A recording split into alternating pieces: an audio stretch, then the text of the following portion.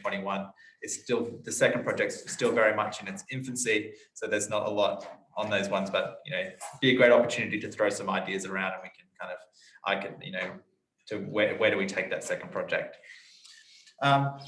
So anyway, this project that I did last year was around immunising older Australians, and we looked at perspectives from GP training. And I don't think anyone knew 12 months ago or 18 months ago when we proposed this project how topical it would be at this point in time.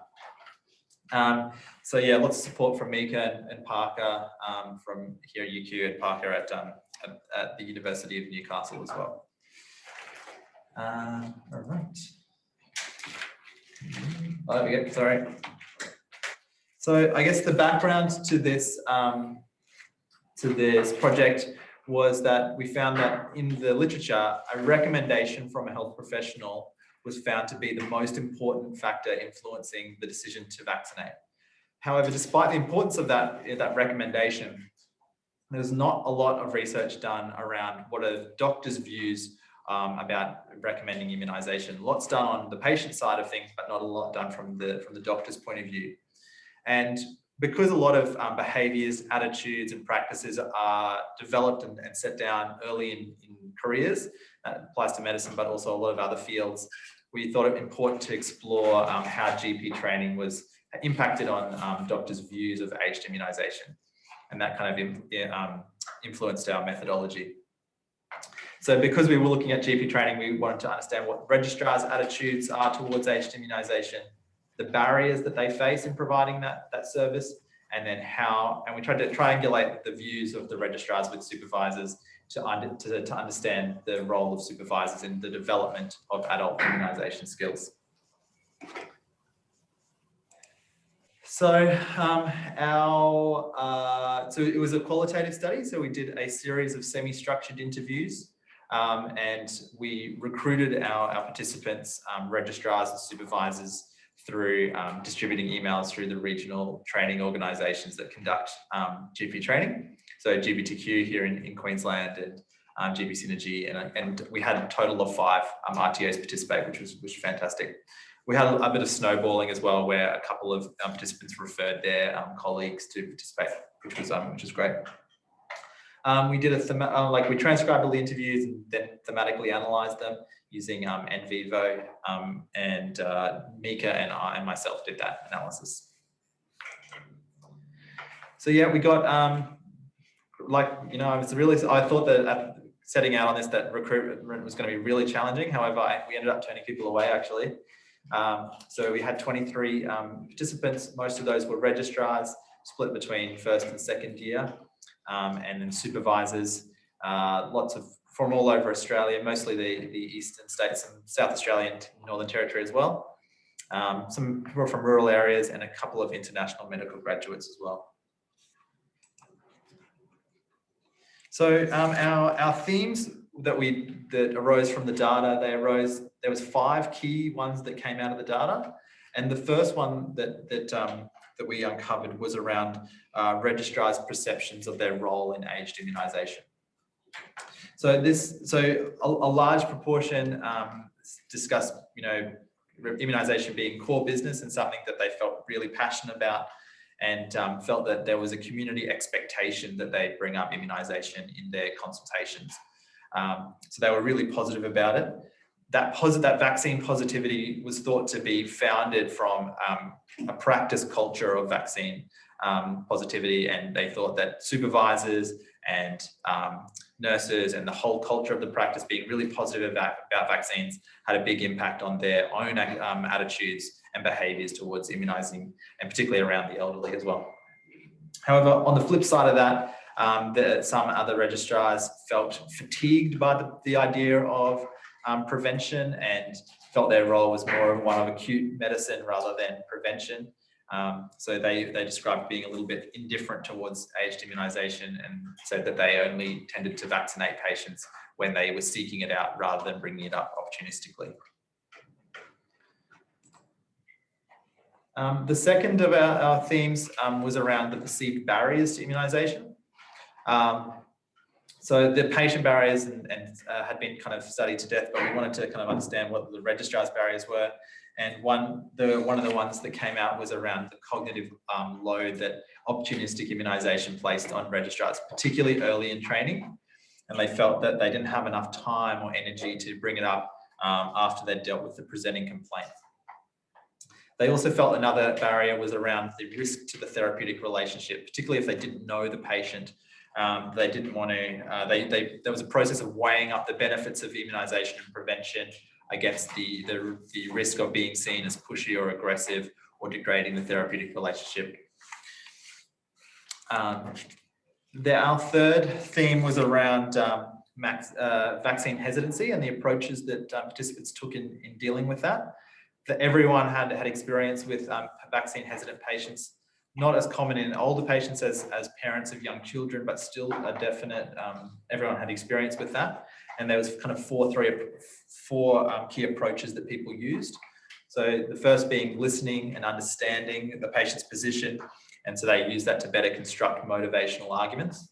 The second one was around, they described leaving an open door policy so that a patient could come back at any time without feeling judged to discuss vaccines. The third was a bit more assertive. So they felt that it was an imperative that they combat misinformation and stop that circulating in the community at all costs, regardless of if that had any impact on the therapeutic relationship. And the fourth approach that was discussed was around recording vaccine hesitancy in the medical record. The reasons why people thought that was an important thing to do was to, in the future, you could bring up vaccines with that previously documented understanding that someone had been previously hesitant. So you say, I know that you're against this, but have you had any further thoughts? So kind of bringing it up in a more sensitive manner. But it was also recording vaccine hesitancy in the medical record was thought to be an important part of respecting the patient's autonomy to make their own decisions. So feel like that they're not being hassled or not being understood or listened to. Our fourth theme was around the immunisation team. And there was a real kind of, people described a balance of the benefit of having skilled immunisation nurses and healthcare workers being a really positive thing in building confidence and skills and in immunisation of the elderly, but also that needed to be balanced with excluding registrars from learning opportunities. So they felt that if the nurses were really competent and confident, then that registrars would kind of withdraw from that that situation and therefore don't learn a lot about it. So balancing the positives and the potential risks was described in that situation. And our final theme was around the systemic barriers to immunisation. So as we probably all experienced, poor access to records was always a challenge. So people discussed feeling like they were over-vaccinating, or there was a risk of over-vaccinating or over-servicing patients if they didn't have complete record, or the potential harm of you don't have their full medical history or any contraindications, and felt that was a barrier. The current structure of the Medicare billings was thought to kind of incentivize acute medicine and disincentivize preventative medicine. So they felt that was another barrier. And finally, the complexity of the pneumococcal vaccination schedule was thought to be another systemic barrier because they felt it was frequently changing, difficult to remember. And I think that at the time that we were conducting these interviews was between April and July, and that was just on the cusp of the most recent update to the pneumococcal vaccination schedule. I think it was just really on everyone's mind that they were going to have to learn a new schedule of the pneumococcal vaccination. So, our messages was around their key messages. So registrars have a really good understanding of the importance of aged immunisation, but still there are many barriers that we discussed. I think the second one's a key message that developing that positive vaccination culture in the practice is really important because that impacts on registrars' behaviours and attitudes. And finally, balancing the benefits of immunisation skilled nurses with the learning needs of registrars. So that was my my project. Well, one of the two projects that I did last year, and we've just submitted it for publication last week.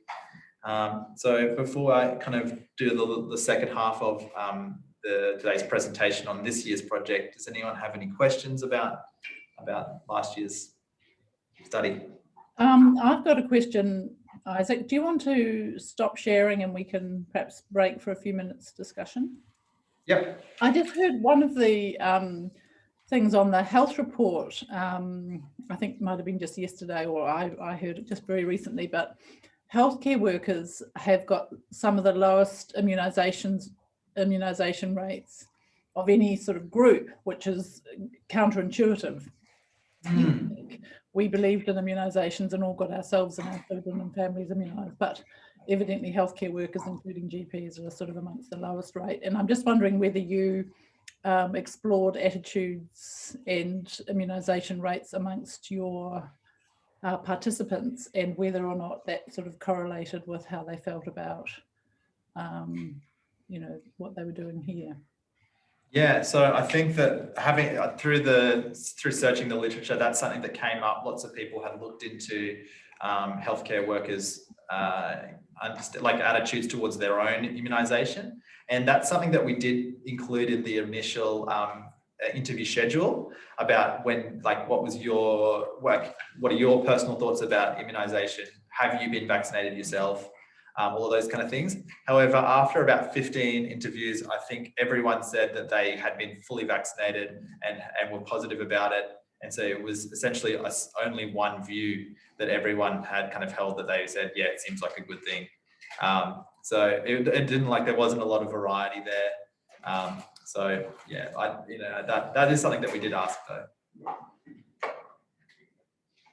You pretty much have to get all your vaccines that you can get employed and actually to even get students. So I find that hard to believe, certainly in the work. Yeah, yeah, for sure.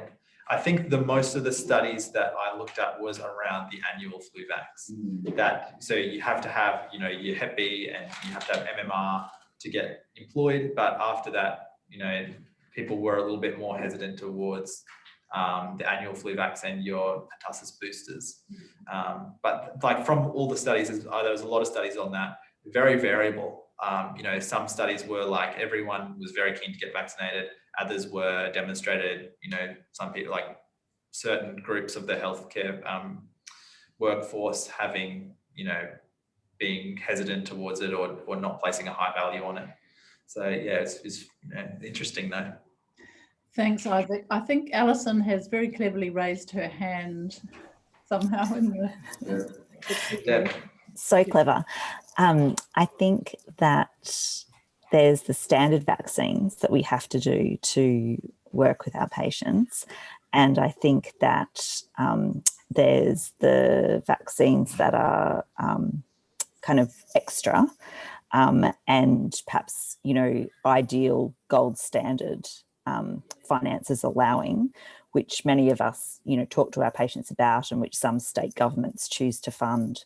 And yeah, I think it would be quite interesting to know what the proportion of, you know, GP registrars and GPs are who have had, for instance, their Bexsero or meningococcal ACWY. I guess most people as ancient as me had chickenpox, so there's no particular point getting the extra chickenpox booster. But yeah, I'm often taken aback slightly when patients are asking about, and I'm conscious that my demographic is quite privileged, are asking about those additional vaccines. And sometimes they ask me if I've had them. And yes, I think, yeah, there's what's standard and then the extra things as well, which we encourage.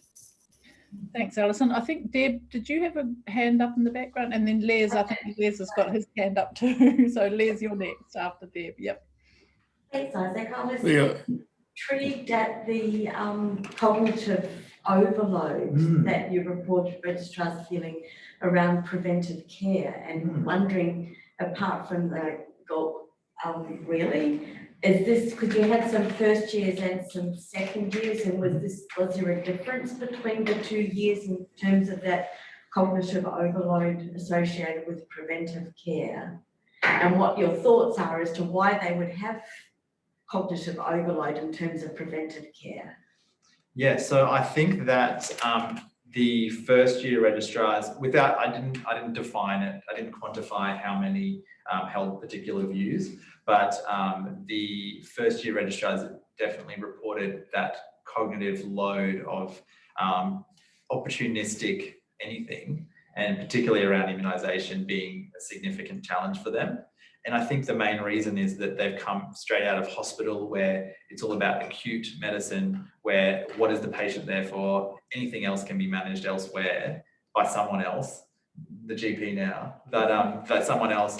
And I think they're still trying to get out of that kind of that mindset of, we want to just do what we can to get the patient discharged, rather than what are we going to do to get, like, improve their whole care. And I also think that's just a little bit of change in mindset from acute medicine to GP, but also the fact that it's just also new to them, that getting their head around cardiovascular risk and immunisations in this situation was just, I'm feeling overwhelmed. I'm just going to do what what the patient's here for, meet that need, and I'm not going to go further because I'm not quite prepared for that yet. So yeah, what was the other half of your question? Is that it? Yeah, pretty well. Cool. Okay, Les, I think, has got a question. Yeah, two-part one. Thank you for those insights, and I think some of the stuff might be useful for our medical educators at general practice training in Queensland. They might like to see that and add that to their toolbox. But the thing that I found disturbing was that bit of indifference. And I'm talking from an Indigenous point of view here. And I'm wondering if that's a product of our socialization, because it doesn't demonstrate what's very dear to us, which is our collective obligation, you see. And I just wonder if that's something we ought to be looking at in the longer term. So yeah. Yeah, no, I definitely, I was a little bit surprised by that as well. And that's, I don't think it was because I guess it's just one of the views. I don't think it was, I don't know what the frequency of that view is, but in the data was maybe, 4 or 5, maybe 4 participants had views similar to that. And I think that the thing that I think you hit the nail on the head is that like a kind of a lack of collective duty maybe, but those kind of registrars felt more about managing the medical condition rather than managing the person or the community. That it was more of a, I want to manage, like COPD or, ischemic heart disease, rather than a patient who is experiencing that. So yeah, that's with reading between the lines, I don't think anyone said it in those words, but reading between the lines from my conversations, I think that's probably a good way of describing it. And it would be interesting to know how widely spread those views are and what we can do to try and address them. Good new research project. Indifference can come from overload too. Yeah. Yeah. So I think that, it was surprising. I think some of the indifference was the overload, but some of it wasn't. Yeah, that was. I think Nancy's got a question. Hi, thanks. Thanks, Isaac. That was really interesting. Sorry, I was going to pick up the overload theme as well, possibly related to Les's point. But I think it's established. So we also have to manage cognitive overload in many of our consultations, and that there's some really nice work talking about linearizing strategies and lateralizing strategies that GPs adopt. And lateralizing strategies is when you kind of expand the consultation out and kind of add a little bit more in. Linearizing is when you've just got to get to the next patient. You just got to get that consultation door open and the next patient in. And so you focus in and kind of make the problem manageable. So, you know, I think that there's different ways of thinking about that, but I think that the threat of being overwhelmed is present in virtually any general practice consultation. Just my thoughts. Thanks. Yeah, I think that's really probably representative of those that cognitive overload theme. Yeah. I think Joe's got a question there too. Yeah, Isaac, would you have garnered any feeling from the registrars that they were worried about stepping on the toes of their colleagues by trying to do too much preventative medicine in the patient of what they saw as another colleague of theirs? Often I just have come across maybe that feeling about, I don't want to do a care plan on this patient because they're so-and-so's someone else's patient. Would that have factored in at all? I don't think that it was a fact of stepping on other doctors' toes.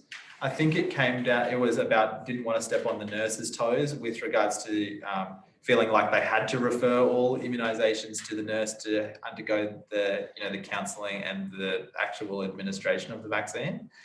And I guess the other side of that was that they felt that because they didn't know the patient, they felt that building the therapeutic relationship was the first thing, and then later on, once you kind of have built that relationship, then you can lateralize that consult a bit more, like Nancy said. But no one really said that they felt that they like the care plan thing. No one really said that they were avoiding stepping on other more senior doctors' toes about that. Yeah, Hayley? I'm curious about the recruitment strategy, because having to turn GPs away for a study is quite impressive. Yeah, I was a little bit blown away by it.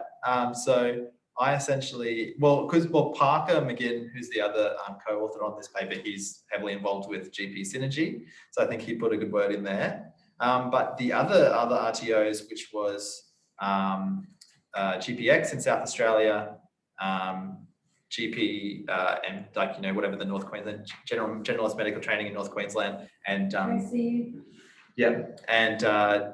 one in Northern Territory, they were all very happy for me to recruit, and they didn't want to send a blanket email to everyone, but they just said, we've got some registrars. I think they were like your RLO, your liaison officer, or someone who they felt was keen. They sent specific emails out. However, GP Synergy sent it to every single one, every single supervisor, and I ended up turning some of them away. And then after I'd done all those interviews, even South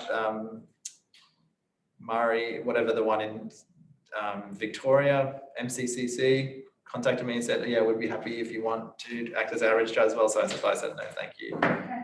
I don't know why they were so interested in that. Did you give them any compensation? I gave no one any compensation. Yeah. Yep. Maybe it's solidarity. Maybe solidarity. Hey? Yeah. I don't know. However, sitting on the GPTQ research meeting, I don't know, we reject people all the time. So exclusive. Yeah, I don't know. Not quite. Yeah. We base it on merits. Basically, you go. Yeah. I do have a question about the overload as well. So with all these things that the new GP registrars have to think about, is there actually a specific time or obviously I know there's a specific age where patients require different vaccinations, for example, varicella and things like that. Yep. But so do the GP registrars have a specific time where they have to start the conversation, or do they have to actively do this themselves? Like to bring that responsibility onto themselves every time they have a consult with an aged person? Is that sort of where this overload comes from? So I guess a lot of it. So I guess the majority of people who are seeking out immunization, all the people who are seeking out immunization, have heard about it, or they just in the routine of getting there. So they're kind of seeking it out. However, there are those other people who we're bringing it up opportunistically, and I don't think that they don't get a reminder or anything saying at 70 you need to get your pneumococcal vaccination. It's not like the kids where they get that letter in the mail and saying you haven't had it, you need to go and get it. So I think that they were, that was something that a lot of people suggested is like, should we automate it, or should we be actively recruiting people a bit more? So manually looking for patients with contracts that overload. So some practices did do some recruitment. So they interrogated the practice software data and saw, how many patients are with our practice that are over 70. We'd just send a letter out. And I think in the paper, I've actually got a good quote from one of the supervisors who said she was trying to track down, I think her practice was only 5 or 6 years old. She was trying to track down who was up to date with their immunisation. She said it was really difficult. And, and that kind of comes back down to that access to records. Hopefully with the universal use of the Australian Immunisation Register, hopefully address that. However, I don't know, I'm still finding issues with that people aren't uploading that data and it's not all there. Yeah. So I think everyone's got access to the Australian Immunisation Record, but it's not mandatory to upload everything. They have made a mandatory It is now? process. Yeah. There you go. Yeah. Cool. Well, that's sort of that one out. Yeah, great. Yeah. All right, so thanks, Isaac. It's probably time for you to move on to your next presentation. Yeah, I've only got a couple of slides on this one. It's still very much in its infancy. All right, so yeah, so this is my Great.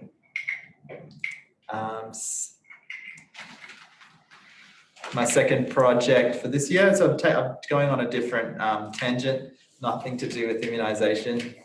And so we're looking at patient perceptions of their doctors, looking up resources and information at the point of care. So, so I guess, the background to this is that medical knowledge doubling every 73 days. I think that's based on the number of studies, it's an impressive figure, but it just kind of demonstrates that, there's just so much new information. As generalists, we're never going to be able to fully keep up. So when we, need to access information, we need to do that at the point of care. And the fact, it's not like in the emergency department or in the ward where you can walk away from the patient and go look something up, because the patient's there in front of you and you've got such a small amount of time. You really do have to access that information at the point of care. And I've been really doing a thorough literature review, and I can't find anyone who's done any kind of any study into this. What are the patient's perceptions of doctors looking up resources? There's lots of stuff about patients, what they think about the computer in the room, writing, note taking and the electronic medical record. And even that one study that I've written there, I've actually thoroughly read that again, and it's actually not really looking at this specific thing. It's more about mobile phones and what patients think about using tablets and mobile phones at the point of care. So anyway, I've got a meeting with our PCCU librarian Lars on Friday. So hopefully he can find me some studies that I haven't been able to find. Otherwise, it's quite a novel thing that we're looking into. So that's our research question about what are patients' ideas, perceptions, and attitudes. And I think that our last meeting, Ben and I kind of brainstormed these couple of questions about what are the situations which enhance trust. So we were thinking, is there a consultation with a pregnant woman and saying, I just want to look up to make sure that this drug is suitable in pregnancy, whether that's a situation which enhance trust of looking something up, and what situations degrade trust. So that kind of is that sentiment that I went to my doctor and he just Googled my symptoms. So what is that kind of like, what are the situations where we're losing trust? And sometimes if it takes you too long to look something up, patients start to kind of go like, oh, why doesn't he know it? Shouldn't they know everything about their medical specialty or their field? So the method, we haven't fully worked this one out yet, but I think we are going to be doing another qualitative study, kind of doing some semi-structured interviews, taking a bit of an inductive approach. And because I've just been learning about qualitative research methods, if we really can't find any previous research, might be an opportunity to use grounded theory. I don't know if I'm biting off more than I can chew with that one, but probably. Anyway, that's where we're at the moment. So, so I guess, the potential impact of this study is that, we'll be able to build an understanding of what patients want from their doctor with regards to accessing resources. How do we better manage the consult to maintain that therapeutic relationship? and providing a little bit of information about what skills you need to develop to better navigate the digital world that we're living in, really. Cool. So that's where I'm up to. It's still very much in its infancy. I think it's just an idea at the moment. We haven't really made any steps. Oh, that's wonderful. Thanks, Isaac. You might want to stop sharing while we throw it open for questions, but just to sort of get the ball rolling with questions. Are you particularly interested in when the doctor doesn't really know what's going on and they're sort of Googling to try and find the answer, or is it when they're sort of Googling to try and find information to give the patients, or do you have a sort of particular type of information that you're interested in the doctor looking for? So I guess I think all of those things. So I guess we're looking, if you're the patient sitting in the patient's chair, what are those situations? If the doctor doesn't know what is going on and they're Googling your symptoms, or is it accessing a resource? I think all of those things would be interesting to explore, to see, which one of those scenarios is enhancing trust and which one's degrading trust.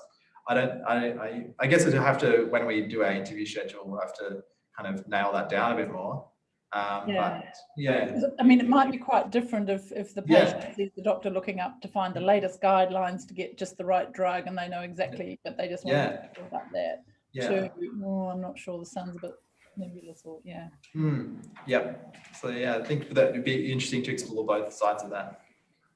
And there's also the question of whether you bring the patient into your experience searching on the computer or not. Like, you can turn the screen away. Like that bridging, like are you showing the patient what you're doing, or are you turning the computer away? Yeah. I think there's a big factor in the doctor-patient relationship that might fall outside of your questions at the moment. Yep. So we've got two the way that the doctor... One hand raised electronically by Alison and one real hand raised by Les. And David's and a hand in the background by Deb as well. So shall we go in alphabetical order or reverse alphabetical order? Let's mix it up. Les. Oh, right, yeah, mine's more of a comment. And might be a way to educate patients. And that is, I remember in the old days, we're sitting at the doctor's desk, and they'd be looking at MIMS. It's amazing. Looking on the internet for information is no different to, as far as I'm concerned, but some people might think of it differently, but it's probably something you could throw in as an educational tool or something. And Deb, I think you're before A. Yeah, so David was also asking a question. Oh, we can't see David. So I think it's a fascinating study, and it would be really easy for it to explode in size. And if currently your participants are GP patients, that's like 98% of the population, isn't it? So I wonder if we'll start thinking about narrowing it down. You're thinking about digital natives or digital whatever we are that aren't digital natives, digital intruders, or you're younger, or I guess that's younger or older.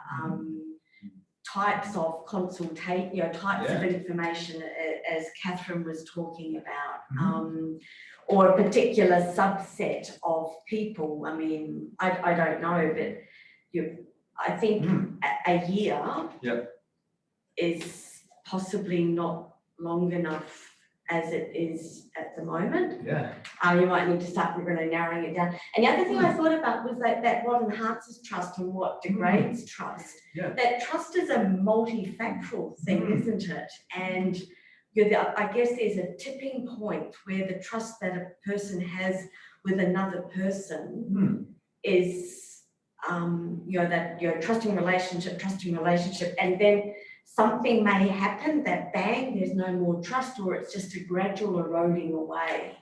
And so to have it, so I think that's a really interesting point or topic as well. Yeah, for sure. yeah, I think that's all, yeah, particularly the breadth of, people who can participate.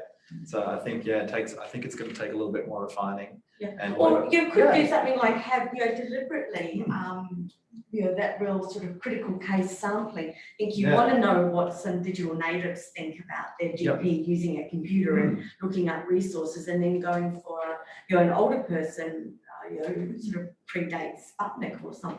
Yeah, no, I think that, like that's theoretical, like you're kind of picking the people whose opinions that you want, and then kind of going and, I think that would be a really interesting way of exploring that. Key informants. Yeah. Like being really, really deliberate and thinking about how things have changed over the last 80 years or so. For sure. So Catherine, there's a couple of people in the room here. Have you got others online? Well, we've got David, and then we've got Alison. Okay, I think my point was similar to Deb's, really, that there are other factors have to be taken into consideration. I know that the dynamic is different. If it's a patient I've never seen me before and they don't have seen me as an authority figure, I have to convince them a bit harder by possibly using a resource to say, look, it can back up what I'm telling you. I'm just not some random person telling you that. So all of those things probably need to think in the design. Or at least measure them in some way. So rather than just, I've got 15 and that's enough respondents, but just know what other factors are involved.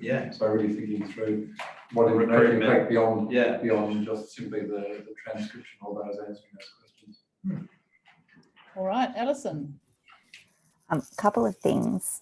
One confounding factor might be that in some practices, patients are currently socially distanced from their GP. So my patients would have a hard time working out exactly what was on the screen because they're behind a line on the other side of the room.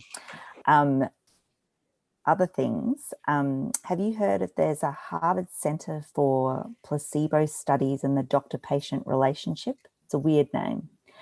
And I have a feeling that there's sort of doctor-patient relationship trust work that might be interesting to you. And third thing, I think that Catherine Kilgore, Kilgour, who is a midwife and researcher, I think that she asked her study cohort of women with gestational diabetes how they felt about this. I have a feeling that she asked them. Great, I'll have to look into that. Because I asked doctors whether they thought it affected the doctor-patient relationship when we were asking GPs about how they felt about initially diagnosing and starting management for gestational diabetes. But I'm pretty sure she asked patients. Hey, yeah, I'll definitely have to look into that. Thanks so much. I feel like a lot of the shared decision-making qualitative research I've read is very much related to this, because if you're openly sharing a screen, you're involving the patient decision, whereas like there's so many facets to this type of research, but it might be worth you to read some of the qualitative stuff on for sure. shared decision-making. Yeah, for sure. It's quite related to that, not specifically on digital, but it's just about having the resources open in front of the patient and sharing together the information. Yeah, for sure. My question was just about how trust came to be the key thing you wanted to measure, because I couldn't see that in the framing of the question from the beginning, in the framing of your title. And you could narrow it to trust. But if you're going to do something grounded and you want to know patients' experiences, then if you come to them with the question about trust, you're already narrowing what they're going to tell you. Okay. Yeah, for sure. That was something that just kind of that you were brainstorming a bit last week when we were thinking about it. But yeah, if we wanted to narrow it a bit more, then that would be a good way of doing that. Or if you wanted to be inductive, you wouldn't. Yes. You wouldn't narrow it. You wouldn't narrow it. Yeah. Okay. So if you want to be grounded, you can't have that as one of your questions. If you know what I mean, they have to tell you what your questions are going to be. Okay. Yeah. All right. Or you could do it as a two-stage. Yeah, because that is a it's getting complicated. That's a very doctor-led question. Yeah. Do they trust me? Like that. That's what we want to know. Yeah. But that may be not what's most important for them. If that's the thing that comes out, Yeah. but if it's not, then well, I think you need to maybe have the courage to be ready for whatever comes up. Yeah. Which might not be what you want to come up. All right, cool.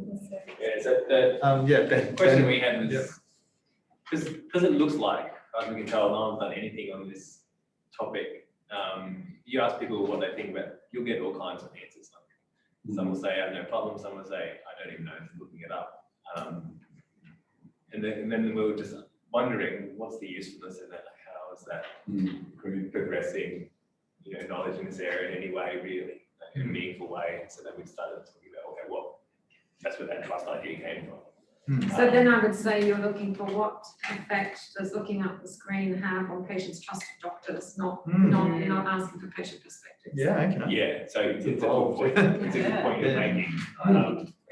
So I guess it was, but what would be nice to hear, like what's been useful to hear is perspectives on the topic as a group. Perhaps not even going down that trust lane just yet, but even just before that, is there any other way that you might see this being useful in progressing either your work as a GP or anything else in the area? Otherwise, we're just going to get a mix of surveys and interviews that say a broad variety of things that might be difficult to make meaning of. I think it's a good question. Yeah. I think it's okay that you get a lot of stuff that's difficult to make meaning of. So you're not worry about that and just run with it. Well, if you're doing depth Looks enough, like a there'll be completely something rich in there. Yeah. Okay. So we've got a question from Nancy. Oh, thanks, Catherine. Yes, I apologise if I didn't hear that previous conversation perfectly, so I hope it's not too much of a non sequitur. But I guess I was thinking another possible approach would be to ask GPs and GP registrars, what strategies do you use when looking information up on a screen and why? And that might just be a kind of a smaller kind of entree project that might give you some ideas. I mean, that would take 12 months when I say smaller, but it just starting from, you could then seek patients' views about these strategies. I don't know, it may not be at all the way you're wanting to think, but just a thought. Yeah, no, it's another interesting take on it. Yeah. This is really helpful, actually, getting everyone's opinions. Did you find any studies taking that angle, or what? So not around the looking up resources. Or it's all about the electronic medical record, and it's essentially like having the patient's chart electronic. Was it like there's lots of systematic reviews around that? But not on how it affects their interaction. No, nothing like around the electronic medical record. Yeah, definitely around eye contact and how patients felt about their relationship with their doctor. But privacy as well. Yeah, privacy and electronic records and phones being in use, but not so much on Google. Yeah, nothing about that access of resources. I think NPS did a survey of GPs about how often and what guidelines they access during a consult, if any. I think they had only half actually use a guideline in a consult. So that might be worth this NPS study on guideline use possibly.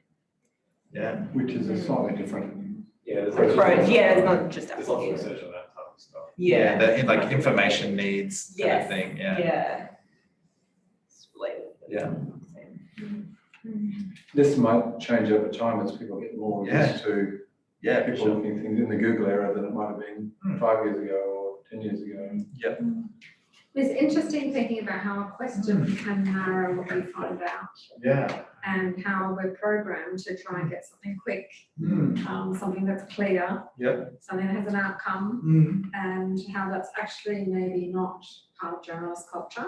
A generalist culture is we're open to finding something we didn't know, getting told something by a patient that surprises us. Yeah. Thinking of something we never thought of before. So maybe our research method should mirror something to do with our clinical practice. Otherwise, we'll be just kind of disowning our clinical practice through the research we do. Yeah, for sure. have to read your book. What are you thinking, Ben? What are you thinking, Ben? Yeah. You don't agree? I always have to think hard when you talk.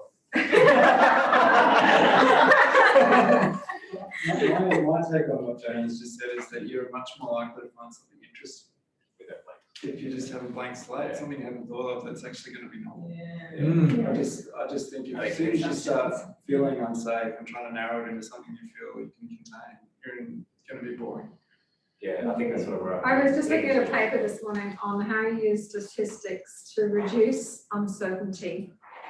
So how many people do you need to reduce the uncertainty of your outcomes? And, I think something about doing research has to have that bravery of the uncertain. In a generalist position.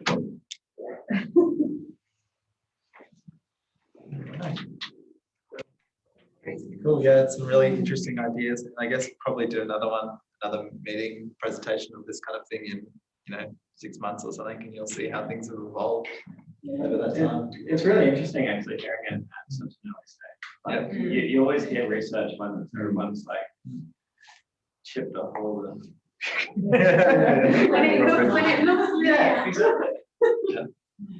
Okay, well look, thanks so much, Isaac, for presenting your work. 2 really interesting projects, and as you say, one towards the end, it's nice to hear about what you found, and this one nice to be able to feed into or give feedback on what you're thinking about doing. So just like everyone to thank you very much for presenting our first ever recorded and to be posted research seminar. Very brave man, well done. So I'll try and find my clapping hands reactions.